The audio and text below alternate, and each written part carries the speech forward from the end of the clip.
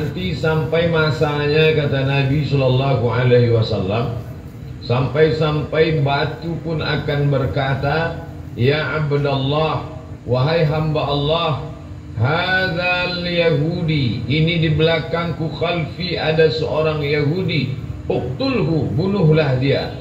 Satu saja yang tidak mau menunjukkan tempat Yahudi, yaitu syajaratul gharqad, pohon gharqad, bentuknya seperti pohon pinus. Alhamdulillah, ketika saya sampai di kota Rafah, ini Mesir, ini Palestina, lalu ada satu kota bernama Rafah dibagi dua, perjanjian damai antara Mesir dengan Israel, maka mereka ambil setengah dan diambil oleh Mesir setengah. Di tengah kota ini dibuat satu garis lurus perbatasan dengan tegangan listrik, tegangan tinggi, pagar kawat, sehingga antara orang Rafah yang ada di Mesir dengan yang ada di jajahan Israel putus kontak, hanya bisa berhubungan lewat alat komunikasi, padahal mereka punya kota yang indah sebelum penjajahan Israel tahun 1946. Dari sana kita lihat hijau. Ternyata yang hijau mereka tanam itu adalah syajaratul gharqad, pohon yang memang sudah disebutkan Nabi Muhammad sallallahu alaihi wasallam.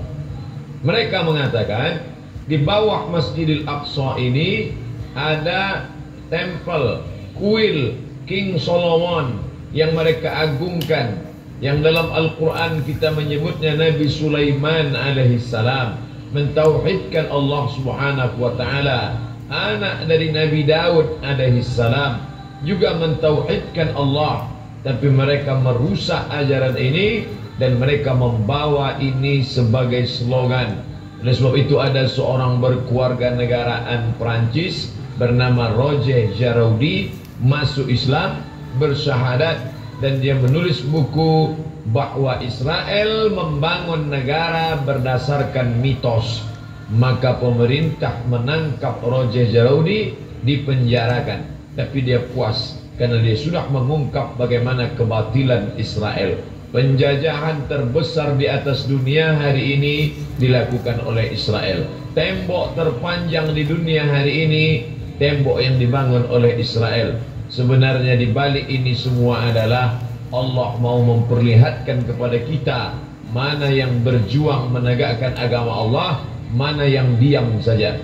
Bagi Bapak Ibu warga Jakarta yang mampu untuk berjihad, tapi tentu bukan jihad fisik, karena Israel lebih kuat daripada kita. Saya tidak ingin selesai saya tausiah, khutbah tadi oleh kiai kita berapi-api, ditambah lagi ceramah Ustaz Somad, lalu selesai ini bapak-bapak mohon izin ke keluarga semuanya pergi ke Israel.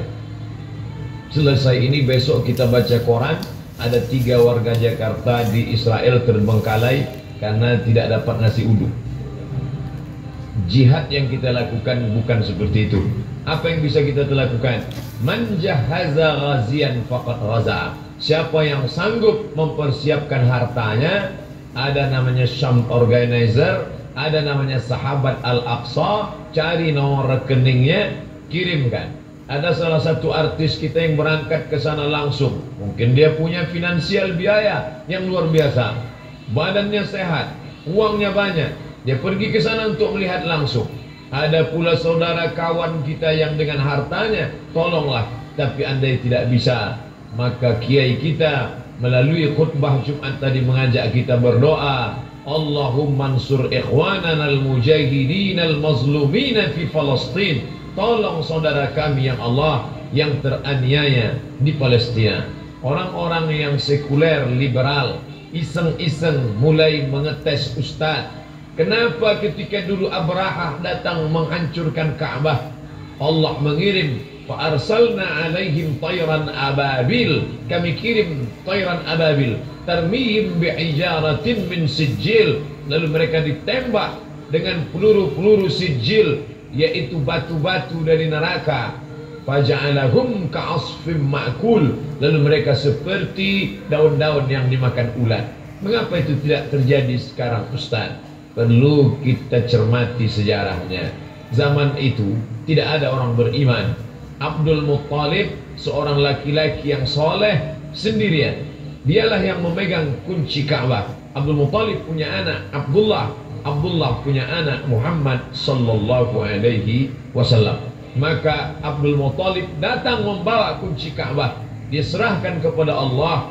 Di pintu itu dia berkata, "Inna lihadzal baiti rabban yahmih." Rumah Baitullah ini ada Rabb, pemilik, pencipta, pelindungnya. Aku tak sanggup menjaganya. Ya Allah, jagalah dia. Zaman itu tidak ada orang beriman. Tapi hari ini 2 miliar orang beriman. Asia Tenggara saja lebih dari 1,5 miliar. Indonesia, Malaysia, Brunei Darussalam, Moro, Patani Thailand Selatan.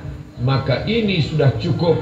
Belum lagi dari daratan India, Pakistan, Bangladesh, Myanmar, lalu kemudian 22 negara Arab yang terpecah dari mulai Yaman sampai ke Maghribi Maroko di Afrika Utara. Umat Islam yang tersebar di Eropa, imigran dari Jerman yang sudah ada di Jerman, imigran dari Turki hampir lebih 2 juta orang. Umat Islam tersebar banyak. Ini adalah tantangan bagi umat Islam bagaimana menolong Masjidil Aqsa yang menjadi kiblat Nabi menghadap ke Masjidil Aqsa 18 bulan lamanya. 18 bulan 17 menghadap ke arah Masjidil Aqsa sampai akhirnya turun ayat, "Fawalli wajhaka syatral Masjidil Haram." Hadapkan wajahmu ke arah Masjidil Haram. Bapak Ibu yang dimuliakan Allah, hadirin hadirat yang mendengarkan langsung maupun tidak langsung tausiah singkat ini semua menjadi teguran bagi kita. Pulang dari sholat Jumat masih bisa makan kenyang dengan anak sambil tertenyum tertawa. Betapa saudara kita di sana. Saya pernah satu asrama dengan orang Palestina. Saya tanya langsung, bagaimana keadaan keluargamu di sana? Apa kata dia? Satu asrama dengan saya ketika sama-sama kuliah. Abdul Somad, seandainya mereka bunuh kami, sudah lama kami mati. Tapi mereka tidak ingin kami mati. Mereka datang ke rumah kami, mereka pecahkan tempat air, mereka buat kami kehausan setengah mati.